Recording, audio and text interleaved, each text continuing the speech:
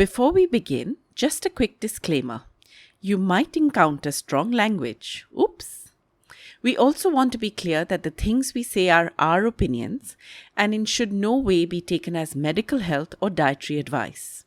We also are aware that we have certain privileged experiences and therefore we are not able to be representative. And we don't even aim to be representative of all the things that people have lived and felt that we have not.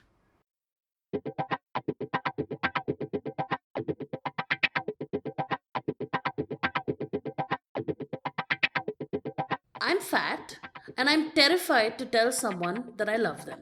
So, I'm fat and guilty confession, I used to be able to make the funniest fat jokes. So, I'm fat and every time someone doesn't reply to a message, I think it's because they hate me. yikes. So? Well, I'm fat and I used to look at fatter folk and be relieved I wasn't them. So, I'm fat and I reject society's rejection of me. woo! I'm fat and I still sometimes catch myself judging what other people eat. So, Where is this judging when I'm on my fourth donut, Pallavi? Where? not seen you eat a fat donut, baby. Beware. Welcome to Fatso. Welcome to Fatso, the podcast where we talk about the joys and sorrows of being fat women in India, heavy on the joy. I'm Ameya. And I'm Pallavi, and today we're talking about rejection. That horrible thing society does to us of telling us we aren't worth it. Yeah, rejection is a really horrible thing. I mean, being rejected is not a small thing at all. And the worst thing about rejection is all you need is a few, and then you suddenly decide that rejection is all you deserve and rejection is all you'll get. And rejection will always be the outcome, so why even try? And that's all you deserve. And it's like the worst kind of vicious cycle that exists, you know? And fat phobia is really such a headfuck because what is fat phobia except systemic rejection of everything all the time? And how do you beat it? Like, you can make your house a comfortable place. You can find a tailor and find your fashion and have the clothes. You can train yourself to not hear people. You can date people who appreciate your body. You can teach yourself to be proud of your movement and to reject all of this judgment. But you can't live in a bubble. Eventually, you have to get on a plane. Eventually, you have to go to a restaurant. Eventually, you're going to have to buy clothes in an emergency. Like, I had this interview for business school that I got a call for saying, oh, please show up on Monday. And I was in Bangalore and I was flying back on Sunday night. And I was like, shit. And I had to like desperately find clothes. So I ran to Marks and Spencer's and bought some really hideous clothes. But there you go. But that's just my point, that you can try to control the situation as much as you can. But if you're fat phobia is waiting to reject you all the time. And once you leave your bubble, you're fucked. Right? And I mean, the thing about rejection is, we think that it's like a sort of external thing, a one-off thing, that it stops. But it doesn't. It has this endless, constant sort of effect on you. It takes up residence in your brain like a parasite. It just sits there and it chews on your confidence, your belief in yourself, your everything positive you have in your life. And it tells you don't deserve it. It tells you that no, don't bother even trying. You're not going to get the job. Like the number of times I have not even applied for a job. Why? Because who's going to give it to you anyway? You're fat. Like, even though I don't think that my fatness makes me unfit for a job. Right? But that's just the messaging I've heard so many times. I am so scared to call a friend for help because I'm worried that they won't answer the phone, even though I know that it's not that they don't love me. It's just that I know the feelings it's going to trigger in me as a consequence. I mean, the amount of negative crap that you get as a result of all the rejection you face, you end up displaying all kinds of terrible behaviors. People end up going to one side or the other. Either you'll end up being like super sensitive, super terrified, super withdrawn. I can't interact with the world because the world will reject me. Or you become super aggressive, meaning, I'm going to be in your face before you can reject me. Neither of those things is good for you. You'll end up with anxiety, with depression, with low self-esteem. And I mean, there's so much science around this that shows again and again that, rejection triggers much more negative emotions than positive emotions. And like, you'll end up, a person who's consistently rejected will have way more negative emotions and negative thoughts about themselves and lower self-esteem than a person who's neutral or who's been positively reinforced, right? And you'll end up having terrible relationships because rejection is a huge problem. It makes you super insecure. You're in a relationship, that's great, but you always need reassurance. And after a point, everybody's like, okay, please, can you not be so needy? Right? And after a point, you're sitting there and telling yourself, oh, mother of God, will you stop fucking being so needy? Be a normal person. But you can't because you've just been programmed and trained by this whole clusterfuck. And actually, there have been studies that demonstrate that there is a actual legitimate immune system response. Like consistent rejection it hits your immune system. Like literally, you have HIV, you get rejected by society, and you get even sicker. Like, how fucked up is that? And people still think that it's okay. And because basically, what is rejection? It's a way of telling you that you don't belong here. And as we talked about in the shame episode, it's a very human need to belong, right? Because we are fundamentally constructed as a social animal. All our behaviors are social. Our very survival is premised on being social. And even in the animal kingdom, many animals that are social, they know that they will die if they're not part of the tribe. If you're kicked out of the tribe, you'll starve. You won't have protection. You won't have backup. You won't find a mate. You're an evolutionary dead end. So there's a lot of incentive to force you to conform, to force you to come in there. And rejection, again, like shame, is a really, really good tool, right? To beat you down with it.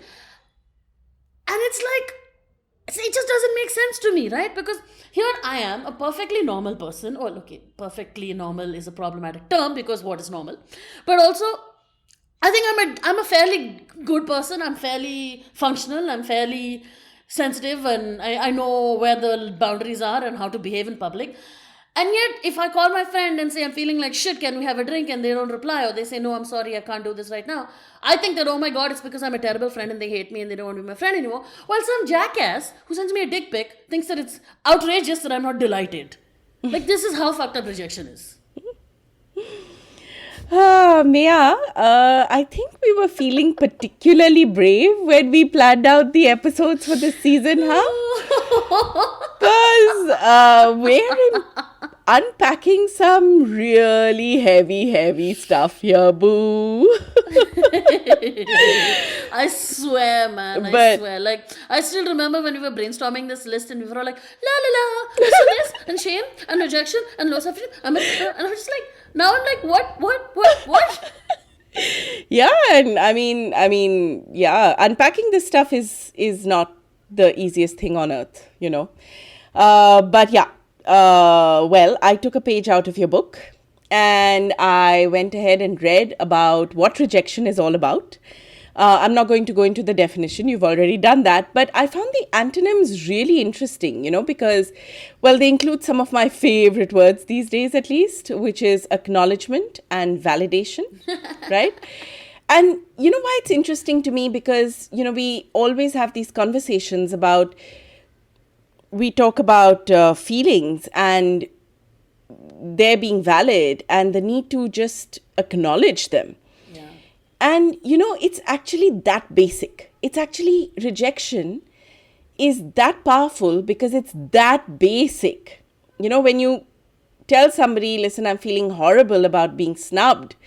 And they say, but why don't you just lose the weight? It's simple. Yeah, man. And, as I mentioned in the last episode as well, that social pain, which is being rejected, being ostracized, being not included, being invalidated, not seen, it really impacts the brain in the same way as physical pain. So, okay, you don't see the bruises and the cuts and the scrapes and you don't have to go to the doctor for stitches and a cast and those kind of things, but you are as hurt as if it were that physical pain. And we don't, because it isn't external, because we don't see it, we don't give ourselves, or nobody gives us, the time to actually heal from it the way we would have had to heal from it, like a fracture or a bruise or a ligament tear or so on and so forth. Because in truth, that's what happens to us at different levels when we're invalidated or not included or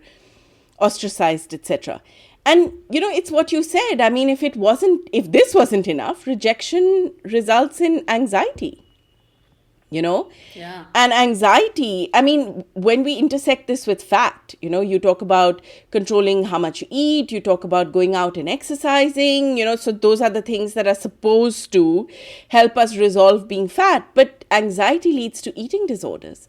Anxiety leads to not being able to sleep, and the fact that you don't sleep leads to an increase in cravings. It leads to a reduction in energy to go out and do that physical, supposed movement, and so on and so forth. So it's just this awful vicious circle. It's like someone set us up to fail.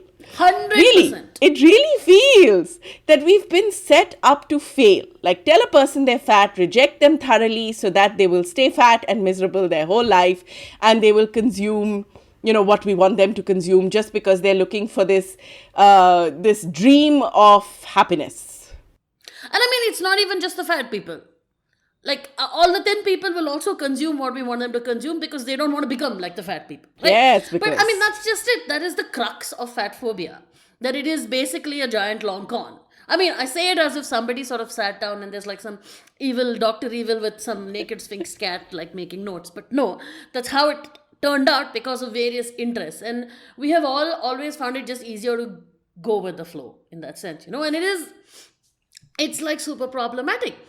And that's just it. There are so many ways that we can mess our heads up. So many ways we can psychologically scar ourselves because of things like this. Rejection, shame. And how do you even tell the two apart? Because what is shame except the anticipation of rejection? Like, I'm rejecting myself so that you don't have to do it.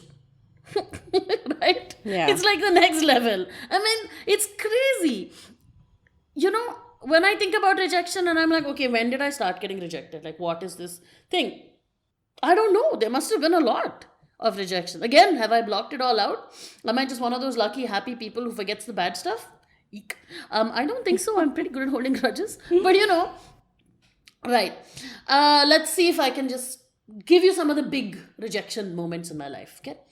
I mean, of course, this is a constant pointing and laughing. Random people on the street, children, adults, whoever it is, giggle, people on a train, ha, look at the fat girl, oh my god, look, the circus freak is out in public. Of course. I remember having to shop so I was coming to Delhi for college from Hyderabad, and of course I had no winter clothes. Delhi gets cold. I used to wear like skirts and salwar kameez and whatever, but I had to wear pants because for some reason the idea of leggings and skirts had not occurred to me. Anyway, I had to wear pants and I needed to buy pants, and this is like 2000. So we ended up having to buy me size 40 men's pants from Lee, and they fit really badly, obviously, because there had a lot of space in the crotch that I had nothing to put in there. And the outline made me look like a guy. I used to wear men's shirts. All my clothes were men's clothes, and I felt horrible. Like, again, I felt shame that how dare I have this need to stay warm and healthy and thereby sort of force you to show me that I have no place here by not having clothes for me, Yeah, and of course, I mean, this has happened multiple times. Some guy that I like, and I'll gather up every scrap of courage I have, borrow lots from my girlfriends, and they'll be texting me through it, or well, this is pretext, but and then they'd give me have lots of booze and go up to guy and just be like, I kinda like you, or something, and then the guy would just be like, plaster this huge fake smile on his face and leave, and then I barely talk to me ever again. I mean, and this has happened not just with just guys, but with dear friends of mine. That I have confessed my love for, who have then just withdrawn from me and then been like, oh. And I'm like, listen, I didn't want anything from you. I didn't tell you to be my boyfriend. I didn't ask you to love me back. I just told you how I feel about you. And you are very happy to take your fear and put it in this relationship.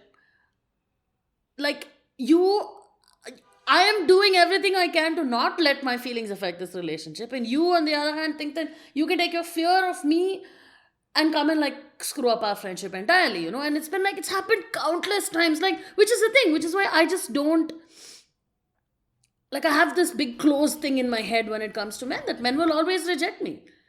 I mean, it's really funny because sometimes I'll be flirting with some outrageously attractive person because I'm like, there is no chance on the planet that this man is going to be interested in me. So this is time pass for him. I have no skin in the game.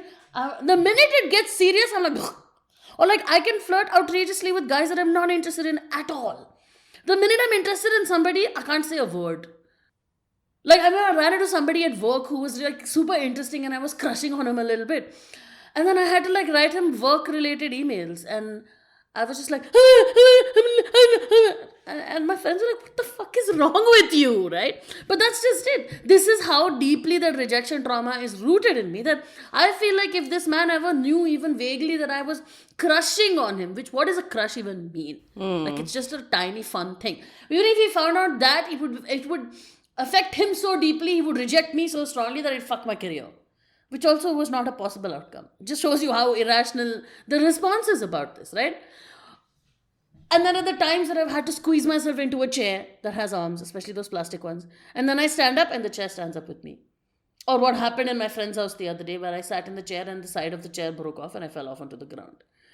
And then everybody was like, oh my God, oh my God, oh my God. But I was just like, yeah, see, this is the thing. You don't make chairs for my size. Oh my God, the number of good friends who have just told me with all their love and sincerity that you're so amazing. Any guy would be lucky to have you. Just lose some weight. Right?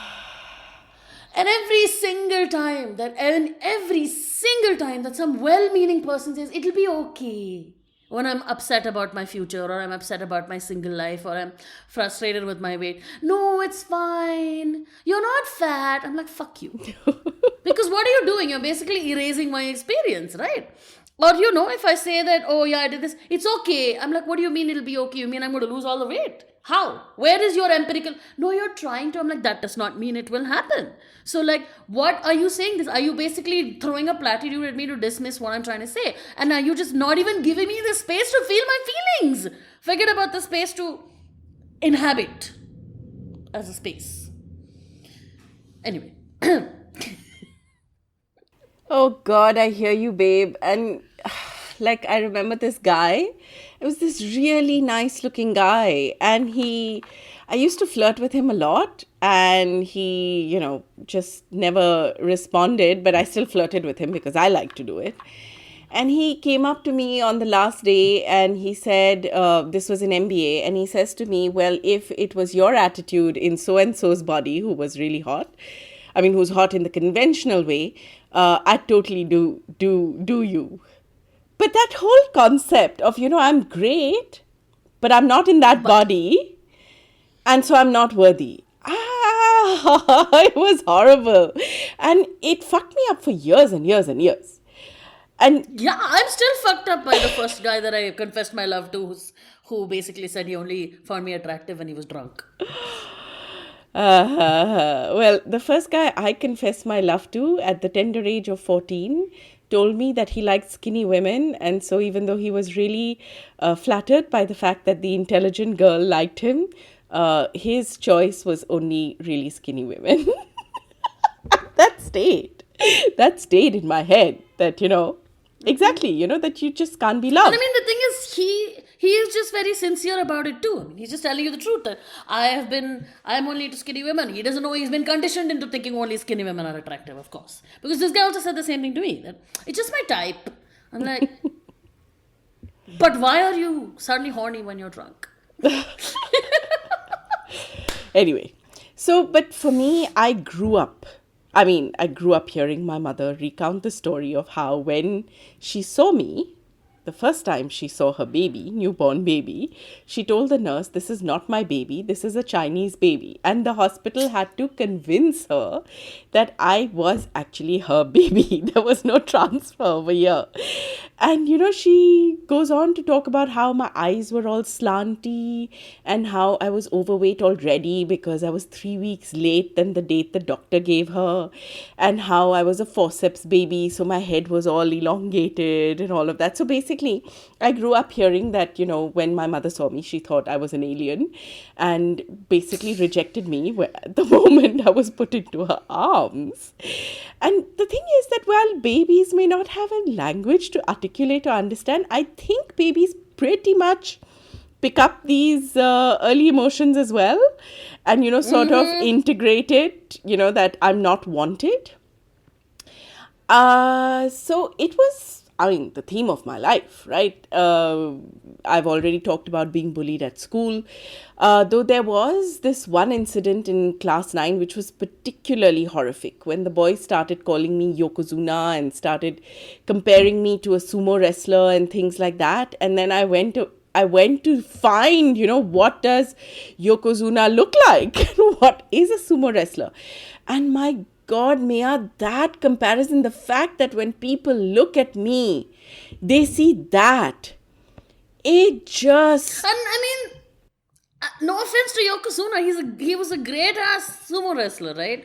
And I mean, the boys probably were not thinking of it as like a huge insult, because at least all the boys who called me Yokozuna thought he was super cool because he was a WWF guy and he used to beat the shit out of the Hulk or the monkey or the whatever the fuck else was fighting him at the time. But like, that's the thing. That's the only fat body they saw. yeah, but for me, Yokozuna was someone I didn't want to be. I wanted to be that elegant, Absolutely. pretty, girly girl. So Yeah, for yeah, yeah. me, it was a horrible break. I mean, it was like just awful, awful, right? And I mean, I always had these attractive, slimmer friends, and people would look at us and say, "Oh, Laurel and Hardy," you know, and I'd always therefore be the I was always the one who was, not okay, and then people would compliment my friend or tell her how hot she is, and they just look me up and down and then walk away because they didn't want to say anything rude, but you can tell what they're thinking. They can't say anything to me, right? And there was then this Benji tag also, because I used to wear salwar kameez and everything. And it used to be really, I mean, people would come up to you and say, "Are you pregnant?" Or then people would come up to you and, talk to you as if you're married and have children. And then you clarify that, "No, I'm not that age." And they'd like look at you and say, "Oh, actually, you're so fat that I can't tell your age." You know? I So mean, it was just and of course then you can't find clothes. I mean, you go with your friends window shopping and you can't find clothes for yourself, so you feel like this third wheel that's there just because you're there, and your friends are taking pity on you, when actually no, they want you to be a part of the shopping experience, but you feel terrible because you don't even exist in that shopping experience, right? yeah. So yeah, there was all of that. I mean, when I recount all of these things, I have to say my younger self was very resilient. But what also happened was that when people did compliment me, when people did say something nice about me, or be kind to me, or tell them that they wanted me to be their friend, I would push them away because it was very, very hard to believe that someone wanted me or appreciated me when physically I was a particular way. Like, I remember this teacher in fifth grade saying to me, beta, if you took off, I mean, and again, it was that whole thing, but she says, you have such beautiful eyes. And of course, they're hidden behind your specs and everything, but I can see this, that you have such beautiful eyes. I remember looking at her and thinking she must be crazy, and walking away from that. Because my eyes were never beautiful. They were always small and slanty and just not good enough, right? Even my eyes. And then I remember in the eighth grade, this girl who told me that she wanted to be my friend, that she really, really liked me and wanted to be my friend. I pushed her away because I thought there must be something wrong with her, and which is why she wants to be my friend. You know? And we did end up being friends, but that relationship was really skewed because I kept rejecting her.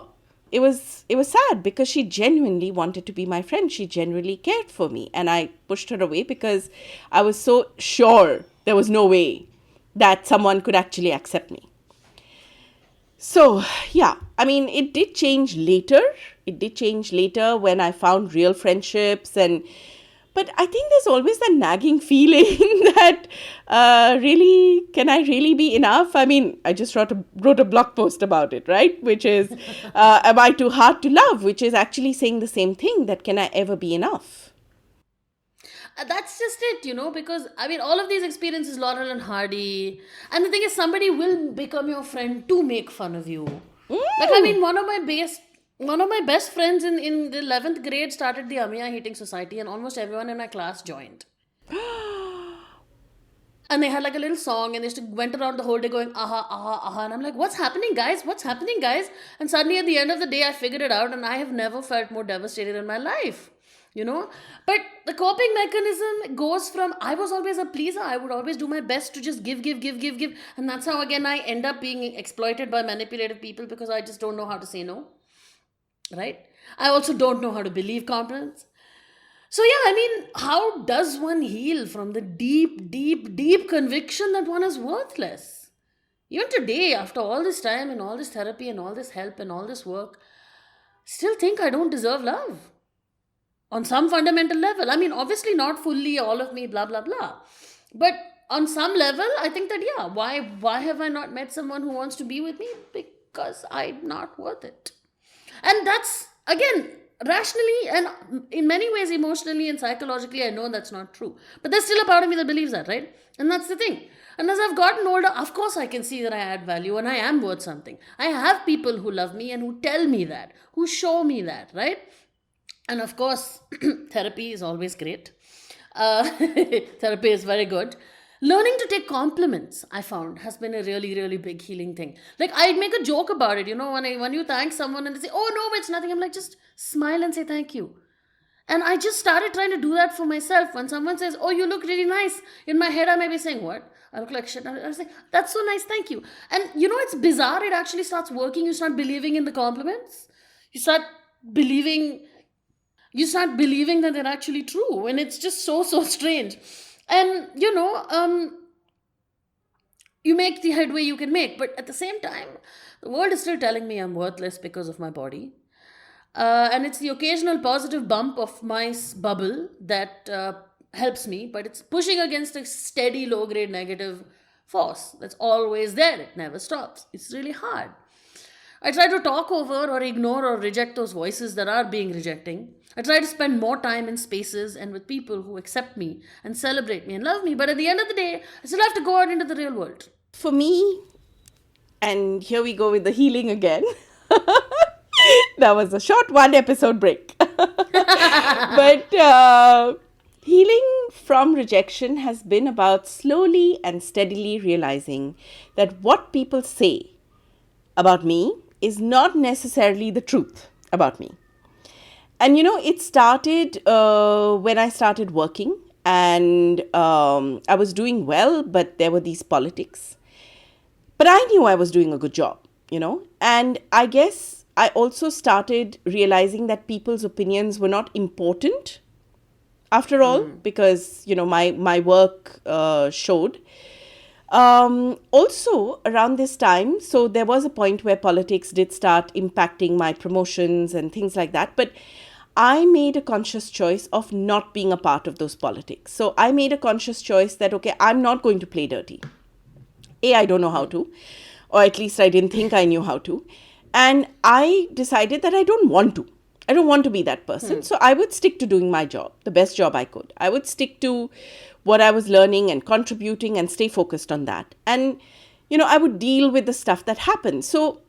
And initially it didn't help because it did affect promotions and raises and stuff like that. But eventually it paid off with my getting, first an Asia Pacific role, then a global role. And I mean, just doing well and getting out of that circle of politics altogether, right?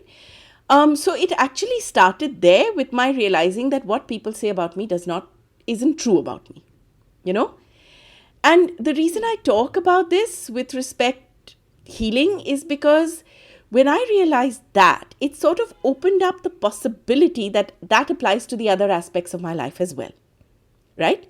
True. Including certain aspects of my personal life. And the defining moment for me was definitely in 2014 when I started, looking at those images, and then I started reading up on the internet about fat women, and when I started with this whole plus size modeling thing, and there was this particular man that I met, and an Indian man, because that was important, I mean, whatever the rest of the world says, it's important to know someone in the space you're living in, talking about it. At least for me it was. And he just talked about, he waxed lyrical about how much he adored women in bigger sizes, in bigger bodies, how much it turned him on. And there was no chemistry between us. We're still friends. There's never been any chemistry between us. He's an attractive man. But he just went on and on about this, and, he talks about it often, and it just changed something in my brain, because I was like, ooh, so this means it's not true that no one likes fat women, or wants to be with them. It means that there are people, and it's also not true that people compromise or settle for fat women just because, it's a great personality and so I'm going to settle for her body, because that was the other thing, right? Because I did have men who loved me, but I always thought they settled for my body because I was just so amazing otherwise. So it totally flipped that switch. And it may be sad that I needed a man's approval to flip that switch around rejection, but at the same time, that's conditioning to a large extent. And, it's like it was the start of my healing journey, because similar to work, it was that entry point into realizing that everybody has likes and dislikes, right? One size literally does not fit all. And so when someone rejects you, it's because of their own stuff. It's their conditioning. It's, what they have bought into or believed in, and it doesn't make you a reject, right? It doesn't stamp you with that. It doesn't make you that. It just means that they don't feel that way. And sure, look, if that person is important to you, then of course it hurts, because I've had someone whom I was very attracted to and who actually literally wooed me and who made me fall in love with him, then suddenly say to me, yes, I do love you and, everything, but I think I can only have sex with you when you're 20 kilos less. So, how irresponsible is that? Bugger. Very. But it doesn't, the fact that happened, it didn't break me, because you see, it didn't make me unattractive or unlovable. It just made it about him and his head and his irresponsibility, Yeah, I also want to point out that, yes, in an ideal world, of course, you wouldn't want a man to be the trigger of your transformation. But unfortunately, in this heavily patriarchal world, the man is the rejecter. So if the rejecter is the one who's turning around and telling you that you're okay, it's much easier to believe, because fundamentally, your friends could have told you that you're beautiful. But you're like, oh, you're my friend, you have to be nice to me. That's the whole thing. And that's why you don't listen to the people who are close to you. You have to listen to people from the outside in that sense. So I guess that works. Yeah, and I have to end this bit on healing by saying that, the online dating experience I had, it just totally changed all that conditioning. But I think what I want to say is that there's really no truth about what people say about fat people. Really, Maya. There is no truth about the stuff people say. Yeah. And I just wish everyone would just pick that statement up and start unraveling the lies they've been told. I really wish that would happen. Yeah, just say why. Why is this person rejecting me? Is it because they think I'm ugly? Okay, what if they don't think I'm ugly? Do the counterfactual. What any other reasons that could be behind this? It's kind of amazing to see what you can come to think about, and it's helpful for all human beings to do exercises where we try to think of other people or in other people's ways. It makes us more empathetic, and thus we improve the world. But still we have demons.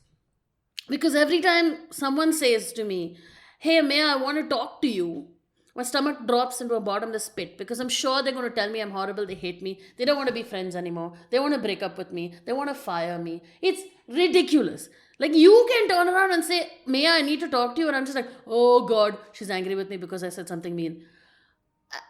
It makes no sense, like, rationally. Anytime I reach out to a friend because I'm not doing great or whatever else and I don't get a positive response, I'm like, oh, I've overstepped around and this friend is now disgusted with me and they think I'm like super demanding and super needy. So basically, I'm still primed for rejection. I'm expecting rejection at all points of time. I read it, I'm ready to read it into anything and to literally feel it in my body, right? That thud. Your blood pressure goes up when you experience rejection. You feel that bizarre thing of like sinking and imploding and like physical pain and everything. You go cold and your stomach clenches and all of that, right? But I tell myself that at least I have the capacity to step over that and assert rational control and not let it derail my life, well, most of the time. So, for me, I think to some extent, I have made peace with external rejection because haters are going to hate. And the reason I know this is because when we were trolled on that video, I swear to God, I laughed at most of the things people said. And, there were some points where I saw something and I just shook my head and I was like, oh my God, some originality, please. And I think it was, so I realized that, yeah, I'm not affected that much by the things people say. And I am now in the space of saying, hey, you don't have the business of saying all of these things. TK, even if you think these things, or even you have believed in this, you don't have the right to say this to anybody else. So I'm at that point of it affecting me or causing me anger, because I'm like, be a human being. Like, stop being a hater, that sort of thing. But it's not from the I feel rejected for being fat perspective. But what I am worried about is, what if tomorrow I'm at the mercy of one of those fat phobic people, in a medical situation or in some other situation. And that might be a difficult situation to be in, so that is a little scary. But I just pray that in that moment too, I have the intelligence to remember it doesn't make me who I am, and I have the intelligence to reach out for help to other people, Mm-hmm. So, well, I guess in summary, I think we just all need to be kinder to ourselves and to other people, right? Because kindness is really important. A casual no to you could be an earth-shattering rejection to someone else. You don't know their background, their triggers, their histories. We also, though, on the other side, need to start ignoring the voices in our heads a little bit. Like, it could just be a casual no. Just if someone says no, it is a casual no unless they give you more information. And until they tell you they hate you, don't assume that no, I can't come to dinner means they hate you. It's not easy though, but that's how I feel about it. Absolutely beautiful. And, well, that brings us to the end of another episode. We are at Fatso Podcast on Instagram, Twitter, Facebook, and Gmail. Follow, like, and share. And also, please do write into us if you think there's someone we could speak with in terms of various subjects that we want to discuss on the podcast in the rest of the season, such as intersection of fat with different sexual orientations, or with being male, or a different class or caste that we don't have the experience of. This episode is recorded in 2 locations in NCR, Delhi, as Ameya would put it, undisclosed. Ameya will be doing all of our edits, that goddess. And our music was recorded by Anand, logo done by Yash, and our photos taken by Suraj. Thank you. Bye. Thank you for listening.